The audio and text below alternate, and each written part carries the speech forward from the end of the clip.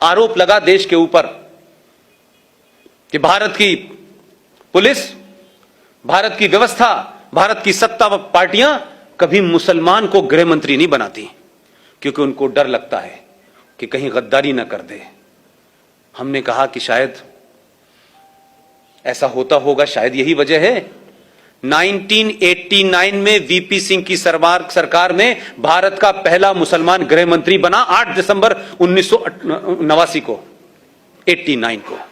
उस आदमी का नाम था मुफ्ती मोहम्मद सईद। 8 दिसंबर को बनता है और 8 दिसंबर को और 19 जनवरी के बीच में भी महीना भी पूरा नहीं हुआ था, और 19 जनवरी को पूरे कश्मीर के अंदर से 5.5 लाख कश्मीरी हिंदू पंडितों को मार के, रेप करके, बच्चों को उछाल उछाल के मारा है। टीपालाल टकरू उनके सबसे बड़े इंटेलेक्चुअल थे, बहुत बड़े थे। उनका जब सड़क पे मर्डर किया गया तो मोटरसाइकिल घुमा रहे थे उसके पीछे चारों तरफ, और कह रहे थे कि किसी ने इस काफिर को पानी दिया तो उसको भी हम नहीं छोड़ेंगे। न मुफ्ती की बेटी रोई, न अब्दुल्ला रोया, न कश्मीरियत कहीं आई, और चुपचाप खत्म हो गया। आज इसके बारे में कहीं बात नहीं होती। और उसी दौर में यह कोई कोइंसिडेंस नहीं है, क्योंकि मैं उसी थॉट से सोचता हूं जिस थॉट में रहा हूं।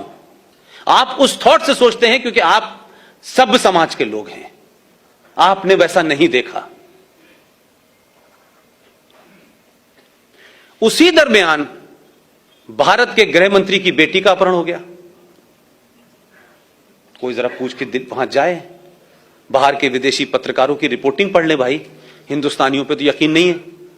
खुद ही कराया।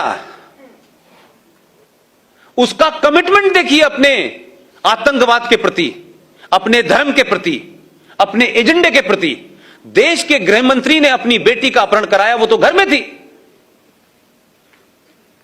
उसके बदले में आपने 4 आतंकवादी छोड़ दिए, बेटी बेड के नीचे से बाहर आ गई। ये कोई छुपी हुई बात नहीं है भाई। उसी दरमियान में एक साहब हैं, सेकुलर हैं, कांग्रेस पार्टी के राज्यसभा में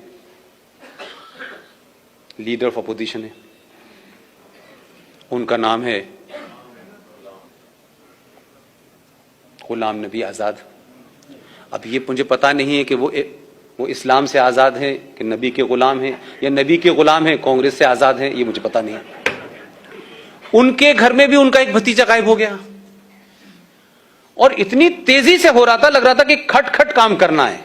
और क्या डिवाइस निकाली उन्होंने कि उनका भतीजा गायब हुआ, 27 आतंकवादी छोड़ दिए, शाम को भतीजा घर आ गया।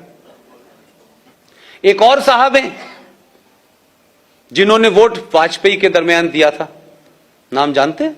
सैफुद्दीन सोज साहब। उनकी भतीजी गायब हो गई।